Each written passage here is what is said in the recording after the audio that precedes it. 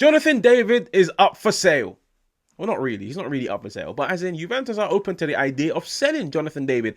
Maybe as early as January, if not in the summer. Apparently Bayern Munich in the Bundesliga and Tottenham in the Premier League have got their eyes on him. What do you guys make of it?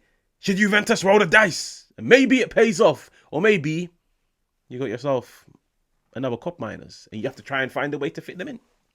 Now, when it comes to Jonathan David, first let's familiarise ourselves with the numbers. We're talking 6 million a year plus 2 million in bonuses, 12 million commission / agent fees. And that's why, like, I always say, guys, free agents are not as good as they seem. Like, yeah, on paper, free agent, but you are paying a lot of money in commission and agent fees. And that's why, like, we're in a very sad state of football nowadays where players know in order for me to get the move that I want to the club that I want to play for, maybe it's best for me to roll down my contract and then every club in the world will want me and I get to put serious cash in my pocket from the commission and the agent fees. Listen, what do you guys make of Jonathan David? Because I feel like he hasn't had a great start at the Serie A. He hasn't had a great start at the Serie A. He scored first game, I believe, against Parma. He scored a week prior to that, I think, against Atalanta in the final preseason game.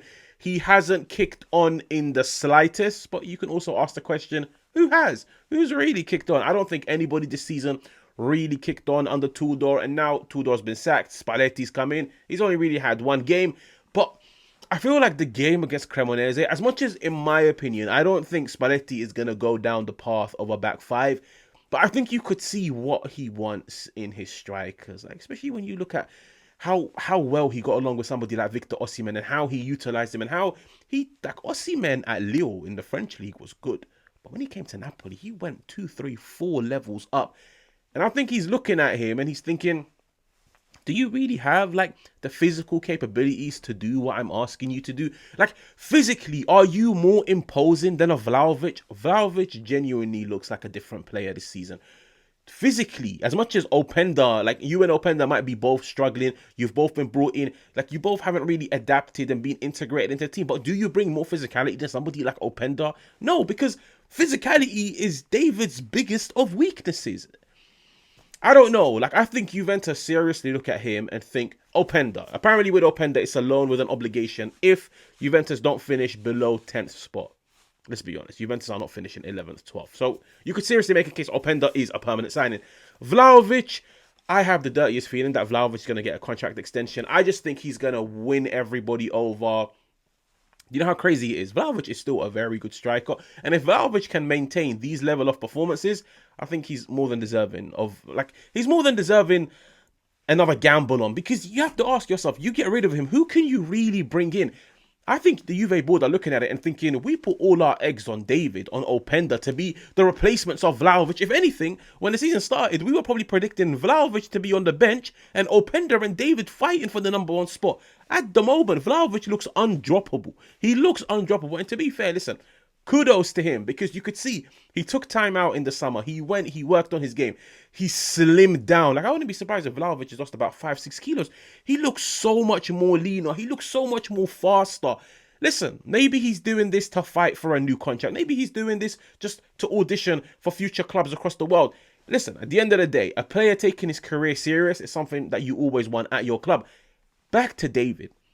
I don't know how David fits into this team. Like, I've sat down, I've gone through a little bit of the tactics, like I've gone through like the little coaching board, I've gone like through a little bit of the starting 11s. Number one, I think in a 4-2-3-1, this is the only way you fit him in.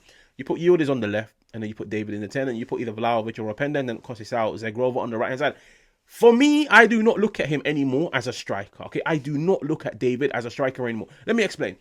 How many times do you see players like flourish in an area, in a certain team, in a certain league, but once they go to another team, and in a different league, in a different country, it's not the same. Maybe the way David plays the game in that Lille team, they all catered to him where they were like, no problem. These are your strengths and these are your weaknesses. We will find a way to minimize your deficiencies by having players around you that can compensate. They can compensate for your lack of physicality. They can compensate for your maybe sometimes lack of presence in the box.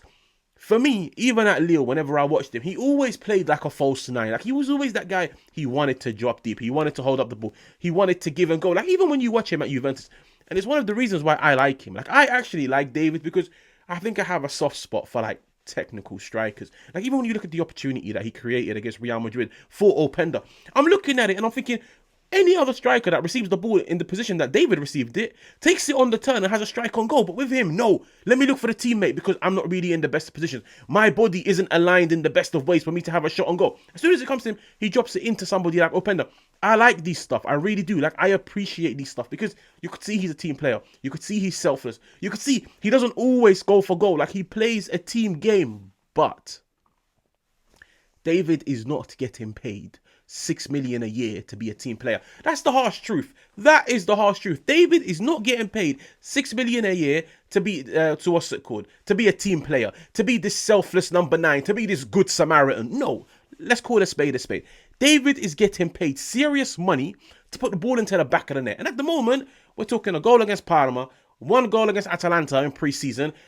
Not like you don't really feel his presence on the field. And that's why for me, I don't think he's a striker in this current Juve team, maybe even in the Serie A. Like, you have to bear in mind, more than half of the teams in the Serie A, they want to sit back. They want to condense the space. They want to be compact in a row of 5 with 3 midfielders ahead of them. I'm looking at David and I'm thinking, you need to be physical. You need to be imposing. You need to be aggressive. You need to be a pest. I look at him and sometimes I feel like he's just never there, and that's why he doesn't get the opportunities. But I still stand by it. I think he's a great player. I think, like, technically you could definitely utilize his skill set, but maybe just not in a striker position. So for me, 4-2-3-1, I put him as a 10. Even if Spalletti, let's say, wants to continue with this whole like back 3 wing back system, I think this is the only way for me. Like, I think this is the only way. Like, maybe go like a 3-4-1-2, something similar to like Gasperini at Atalanta. He's even using it now, like at Roma. Like a 3-4-1-2, put him in the number 10, and then maybe have like Yildiz and Vlahovic in attack. And then, of course, like Yildiz and David can interchange with one another, where in some periods, Yildiz is the one that drops deep. David is the one that runs in behind. I don't know. Like, if somebody said to me right now, Juventus are looking at him as a striker and as a striker only, none of this play him as a number 10, then I think he gets sold. I'll be honest with you guys, I think he gets sold. Because you have to look at it like this. You have to look at it like this. If Juventus were to sell him in the summer, they would have paid him 6 million in wages, and they would have paid about 12 million in agent and commission fees. So let's just say for the first season of Jonathan David at Juventus, he cost them 18 million pounds. Brother, if Juventus put him up for sale in the summer, they're getting more than 18 million pounds. I promise you. They might get 25, they might get 30. If they get 30, it might even be more. Like, at the end of the day, David is a respectable figure in European football for what he's done at Lille. If let's just say they get 25, 30 million, you've profited 12 million. Like, let's be honest. Like, you've paid 6 million in wages, you've paid 12 million in fees. That's about 18 million. You sell him for 30, you've put 12 million in your back pocket. But now it goes back to the main problem. Okay, you've put 12 million in your back pocket. Who will be the striker? Do you take that 12 million and say, you know what, Vlahovic, we're going to roll the dice. We're going to give you a 3-4 year deal. And we're just going to hope and pray that the second part of your career, you're going to kick on. You're going to develop. You're going to fulfill your potential. You're going to be the striker that we thought you would be 2-3 years ago when we spent a shit ton of money on you. But you do that. And then if Vlahovic goes back to his old ways, you're now back to the same problem that Juve had in the summer, which is you're counting down the days for his contract to end. You're looking to cash in on him. You're looking for a replacement. You can't put all your eggs on Openda. But the problem is, if Vlahovic leaves for free, you generate 0 cash. If David goes for about 30 million, you generate 12 million in cash. Like Openda, the 40 million kicks in next summer. You can't go into the season with just Openda as your striker. Like, I think Juventus next summer might go into the market again for another striker. Like that's what I think. I think if what I think is going to go to plan, which is maybe Vlahovic leaves, and maybe Juventus throughout the season might look at him and say, listen, we're more than happy to keep you on, but for 6-7 million a year. I don't think he'll agree to it. He leaves for free.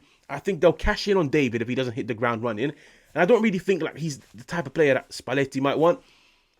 You're left with Openda. You can't go into a season with one striker, but hey, it's a difficult one. And I just think it's nobody expected Openda, so nobody expected David to perform the way he's performed, even though it's still early. But I would be a liar if I told you guys I think he could turn it around, because I just think his limitations are holding him back a lot in this area. Like in this area, you need to be a physical striker. Like you look at the strikers that have flourished in this area, especially as of late. Brother, we're talking physical strikers, like physical. They get stuck in. They impose themselves. Like, they strike fear into the opposition centre-backs. David is a teddy bear to me. Like, I don't think so. Like, I don't think he's that type of person. I don't know. I think Spalletti will give him a chance. But if not, I think these links and these rumours of Juventus potentially cashing in on him, I think there's definitely some grounds to them. Make sure to like, make sure to subscribe, and I will catch you guys on another one.